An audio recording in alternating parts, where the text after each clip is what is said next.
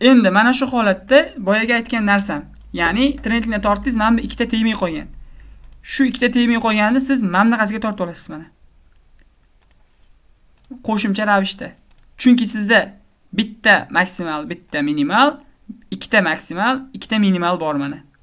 O'shani hisobiga sizda yana bitta trend, ichki trend hosil bo'ldi. Bu ichki trend bo'ladi. Va yana bitta tortib olasiz. Mana sizga boya aytgan narsam. Ikkala trend line bitta joyga to'g'ri kelib qoldi, impuls bilan tushib ketdi pastga. Tushundingizmi? Mana impuls bilan pastga tushib ketdi. Xo'p, bu yerda nima bor edi? Bu yerda o'anda ekan engulfing bor, men sizga o'rgatganim. Shu narsa hosil bo'lgan mana bitta mana. Shu zonani mana tuzib olasiz. Zonangizga to'g'ri kelib qolgan men o'rgatgan strategiyaga va bu yerdan yana shundoq pastga tushib ketadi mana. Kichkina time frame ga o'tganingizda mana bu tushishga kelganda ishlayverasiz. Bir bog'lar yasab o'tirishni kutishingiz shart emas. Mana shu holatda polni ketadi. Stop lossni mana shu zonangizga kirib keldi. Zonaga kirib kelgandan keyin mana stop loss mana bundan tepaga qo'yasiz mana. Mana bu tochkadan tepaga qo'yasiz. Agar bu tochka bu yoqda bo'lib ketadigan bo'lsa, o'sha trend liniya buzilib ketgan bo'ladi. O'shaning uchun shu yerlarga qo'yasiz mana. Take profit mana bu minimal tegida bo'ladi. Mana 1 ga 2.34. 1 ga 2.34. Xo'p, 1 ga 3 ishlaymiz biz doim. Mana 1 ga 3 ham urib bergan o'sha. Ko'rishingiz mumkin. Siz bir oyda mana shunaqa holatdan 3 ta parada bir oyda 4 tadan toping, haftasiga bittadan. Hozir 1 minut 12 ta hosil bo'ladi. Shu 12 marta mana shu holatga savdoga kiring, bir oyga yetib ortadi sizga. Har bittasiga $50 dan risk qilsangiz, 1 ga 3 ishlasangiz $150 dan 10 tasi take olsin, 2 tasi stop oladi. Bu full marja strategiyasi, o'xshash ehtimoli juda yuqori. Siz $1000 ga $1000 ishlab tashlaysiz-da, mana shuni kutsangiz, bir oyda 12 tasiga kirsangiz bo'ldi. Eshitaman, kimdir savol berdi, marhamat.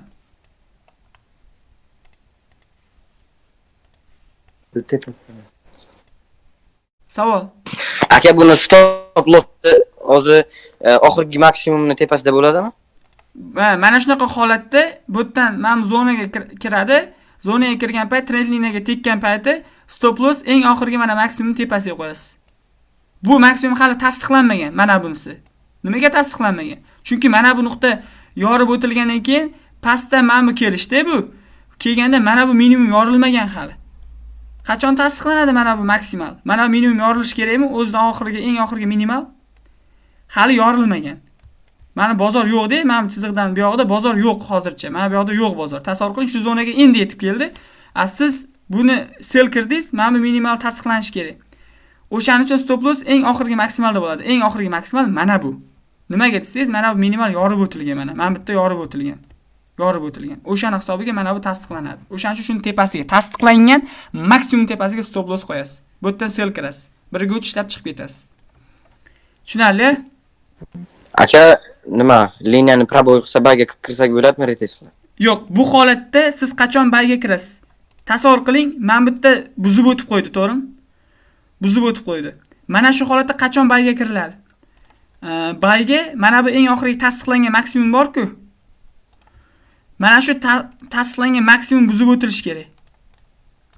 Mana keldi, qarang, men bitta keldi-da, buzib o'tildi.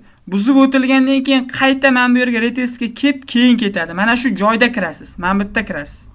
Mana retestga kelganda kirasiz. Ungacha kirmaysiz. Men bu liniyaga kelib berganda kirmaysiz. Retestga kelib berish kerak. Bu retest balki tez qaytib men bitta berar. Farqi yo'q bizga. Qayerdadir retestga kelib bersa kiramiz. Tushundingiz-a? Srazi kirib olmaysiz proboydan. Ko'pchilik qiladigan xatosi nima bilasizmi? Ko'pchilik o'ylaydi, men bu proboyda kirib olishadi, to'g'rimi? Men bu svechadan. Men proboy bo'ldi-ku, men bitta, to'g'rimi? Men bu buzib o'tildi-ku, to'g'rimi? Men shu joyda mana. Liniya buzildi. Men bitta buzildi. Liniya buzilgandan keyin shu yerda bay kirishadi. Lekin biz qachon bay kiramiz? Bilasizmi? Biz bay kiradigan joy mana bu tochka bo'ladi mana. Mana shu tochka bo'ladi. To'g'ri, bu yerdan kirsak ham bir xil tochkadan kiryapmiz-ku deyishingiz mumkin. Mana bu flat ichida o'ynab turganda narx, siz asabingiz bor-ku, shunaqa ketadi, chida olmaysiz, yopib yuborasiz.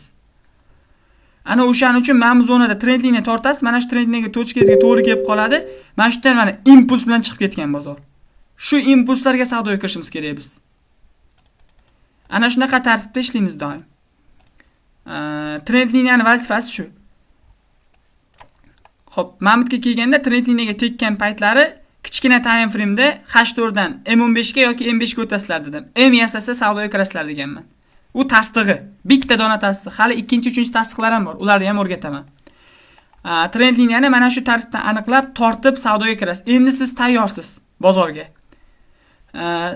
Bitta demo oching. 10 minglik hamma demo ochsin. 10 minglik demo ochsin. Real shart emas. Men sizga VIP kanalni xohlasangiz, keyingi davrlarda qimmat qilmayman. Hozir o'zimiz VIP kanal ochgan $100 dan VIP kanal ochamiz. Grant Mestda-da men sizga unaqa qilmayman. Men o'zim alohida VIP kanal qilaman. Nega $100 qilyapman? Kursim o'zi $77 bo'lsa, qayerdan $100 qilaman VIPda? 19-20 dollar qilib qo'yaman, bemalol foyda olib yuraverasiz. VIPda.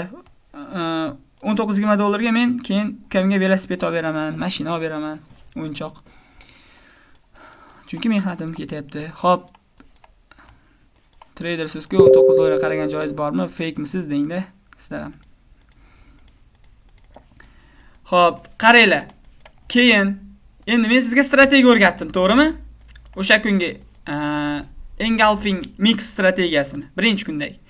Uni ham endi siz trend liniyaga qarab ishlatasiz. Trend up yoki down. Down mana, trend down. Xo'p, tasavvur qiling, down trendda mana. Mana bu maksimal, minimal, maksimal, minimal, maksimal, minimal. Xo'p, men maksimal, minimal, mana maksimal. Mana bu yerda ko'rsatib beraman. Tasavvur qiling, men aytgan strategiya mana bu zona.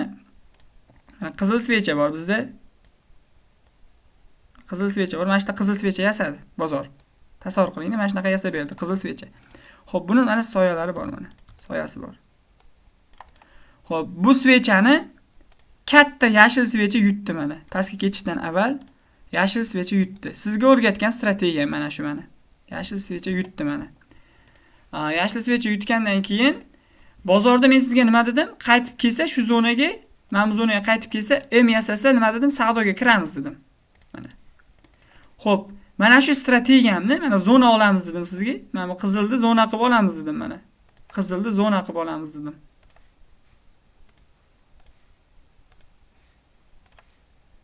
Mana qizil zona mana. Qizil svecha zona qilib oldim. Zonaga qaytib kirsa, sellga harakat qilamiz dedim. Endi qiladigan ishingiz qarang, nima? Mana shu strategiyaga trend va trend line ni qo'shasiz. Mana. Mana strategiyaga trend va trend line ni qo'shasiz.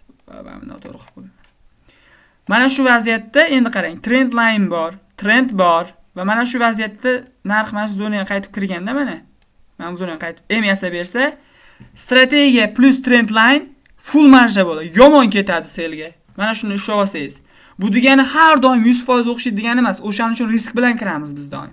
Risk menejmentiga amal qilib kiramiz savdoga. Esingizdan chiqarmang. Chunki bu o'xshamay qolishi ham mumkin. Ehtimol yo'q emas. O'shaning uchun 100% strategiya yo'q bozorda. Shuning uchun biz mana shu joyda trend bilan birgalikda mana bu narsa hosil bo'lib qolsa, strategiya, aytgan strategiyam.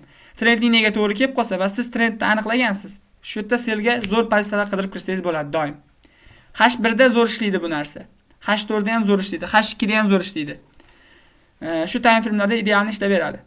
Xo'p, bugungi mavzu mana shundan iborat. Ya'ni trend line tortish va u bilan birgalikda strategiyani qo'llash, u bilan birgalikda trendni aniqlash. Savdoga kirayotganingizda qoida yaratib oling. Doim trendni aniqlaysiz birinchisi, ikkinchisi tasdiq olasiz M yoki W, uchinchisi trend line ga to'g'ri kelsagina savdoga kirasiz. Bozor masalan har doim trend line ga to'g'ri kelmasdan mana bunday keldi-da, keyingisi tegmadi. Keyingisi ham tegmadi, keyingisi tegdi mana. Keyingisi aldab sizni yana pastga ketdi. Siz doim trend line ga to'g'ri kelganda ishlang bo'ldi. Mana bu trend line ga. Siz mana sal tegmay qolgan, mana bu ham sal tegmay qolgan. Shunaqa holatda asabingiz buzilayotgan bo'lsa, boshqa paraga o'tib, chotki tekkan joyda ishlab olsangiz bo'ldi. Majbur emassiz hech qachon siz bozorga kirib olishingizga eldan burun hammadan. Trend line ga to'g'ri kelish kerak va tasdiqni MW bo'yicha berish kerak. Mana shunday holatda bozorda ishlang.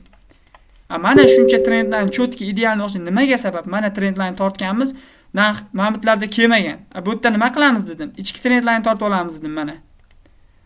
Mana shu yerda sellga ishlab ketaverasiz. Bu H4 time frame, kichkina time frame'da mana bu yerda tasdiq bergan, sellga. Xo'p, yana mana chiroyli. Bu yerda yaxshi ko'ra olmayotgan bo'lsangiz, mana bu yerda ishlang mana.